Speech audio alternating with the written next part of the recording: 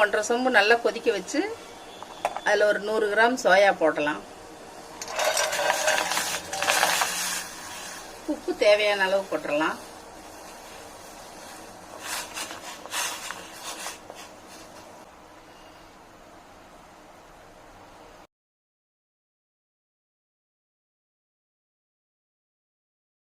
சுடுதண்ணியில் போட்டு சோயாவை நல்லா வேக வச்சு நம்ம தண்ணி இருத்தாச்சு. இப்போ பச்சை தண்ணி கொஞ்சம் ஊற்றிடலாம். இது நல்லா ஆறணும்.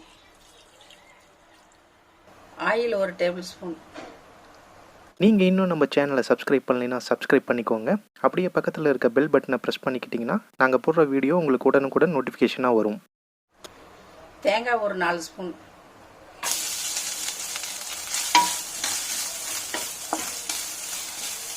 சோம்பு 1/2 ஸ்பூன். மிளகு 1/2 ஸ்பூன். சீரகம் 1/2 ஸ்பூன்.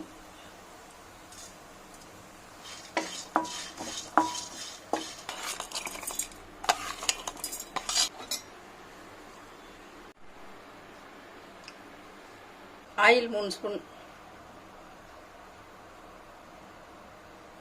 இஞ்சி பூண்டு பேஸ்ட் 1 ஸ்பூன்.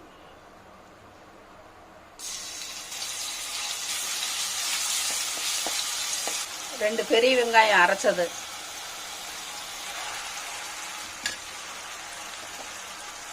பச்சை வாசம் போகிற வரைக்கும் வதக்கலாம்.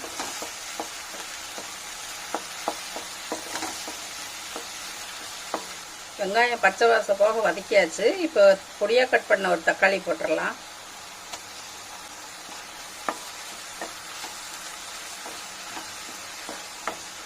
உப்பு தேவையான அளவு போட்டுடலாம். மிளகாத்தூள் 1 ஸ்பூன். மல்லித்தூள் 1/2 ஸ்பூன். கரம் மசாலா 1/2 ஸ்பூன். மஞ்சத்தூள் கொஞ்சம்.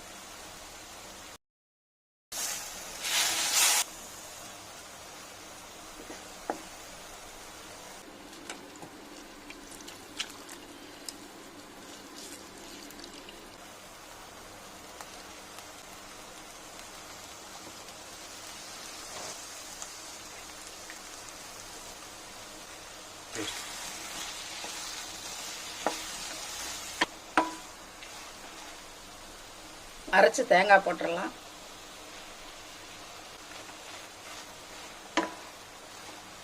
நல்லா மிக்ஸ் பண்ணிக்கோங்க.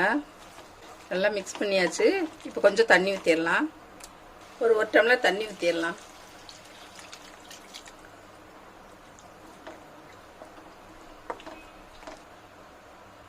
உப்பு தேவையான அளவு போட்டுடலாம்.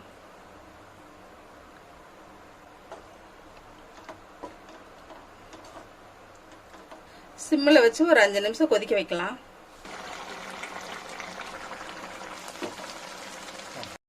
குழம்பு பச்சை வாசம் போயிடுச்சு. நல்லா மணமாக இருக்குது. இப்போ கடைசியாக கொத்தமல்லி இலை போட்டுடலாம்.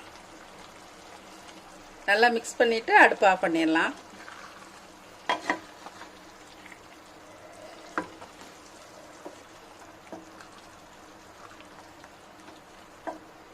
பாருங்கள், இந்த சோயா இது பார்த்தா மட்டன் கிரேவி ஆட்டமே நல்லா சூப்பராக இருக்குது.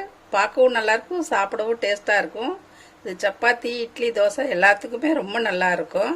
தோசை சப்பாத்திக்கெல்லாம் பிச்சு நடுவில் வச்சு சாப்பிட்டிங்கன்னா ரொம்ப சூப்பராக இருக்கும். இந்த ரெசிபி பிடிச்சதுன்னா மிஸ்ஸஸ் சம்பா சமையலுக்கு சப்ஸ்கிரைப் பண்ணுங்கள். மறக்காமல் பெல் பட்டனை கிளிக் பண்ணுங்கள். தேங்க்யூ.